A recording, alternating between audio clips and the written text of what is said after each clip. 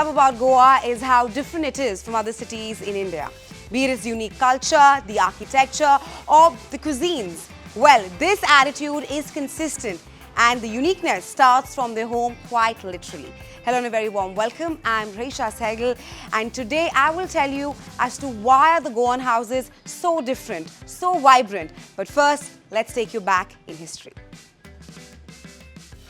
Having been a Portuguese colony, Goa is a blend of Indo-Portuguese culture and the houses depict the same story. The vivid hues are a living testimony to how the Portuguese left their mark on the homes and the buildings. The brightly coloured homes in the pocket of Panjim are built in the Indo-Portuguese style, with intricate detailing which give visitors an insight into a bygone era.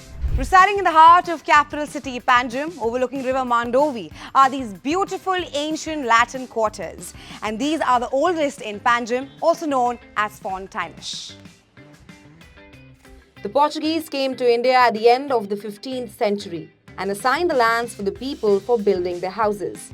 That is how Fontaines came into existence. This area was declared a UNESCO Heritage Zone in 1984. Glass tiles in roof for sunlight and ventilation. Oyster shells as window panes.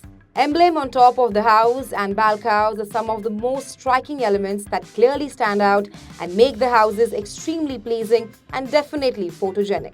Have you ever wondered why the Goan houses are so colorful?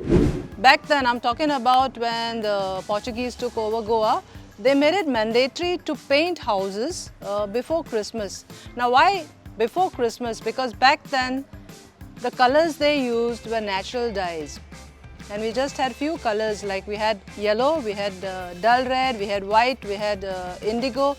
And these were natural dyes which came from plants and mashed bricks and things like that. So since we have heavy monsoons from June to end of September, October, these natural dyes, these colors got washed down with the monsoons, with the rains, and hence the houses didn't look that bright. So it was mandatory to paint these houses back again with the same colors. And that's why you see such bright colors. It is said that the white was considered a color for purity and hence reserved for churches and chapels. With time, many of these homes are being converted into bed and breakfast and homestays, garnering more guests than the regular hotels for the beauty and authenticity.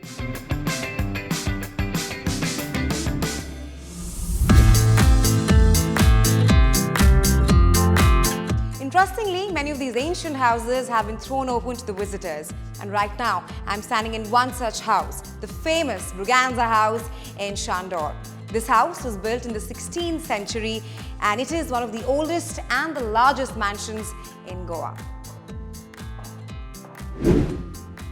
The Brigantia Mansion, spreading over 10,000 square meters, is a grand sight to behold. From stunning handcrafted teak and rosewood furniture, gold-painted door frames, centuries-old artifacts, to an extensive library of over 5,000 books. This mansion still houses the descendants of Louis de Menezes Brigantia. This house was built in 1576 in two stages. When my ancestor's father passed away, the brothers divided the house and he inherited this part and the next. And then he built.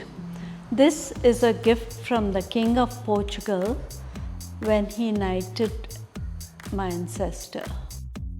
WION de Menezes Brigantia of the 5th generation currently lives with her son here and takes care of its maintenance. Goa and abode for photographers and story lovers was once famously known as the Rome of the East. It is a melting pot of centuries of cultural influences, making it intriguing and attractively different from the rest of India.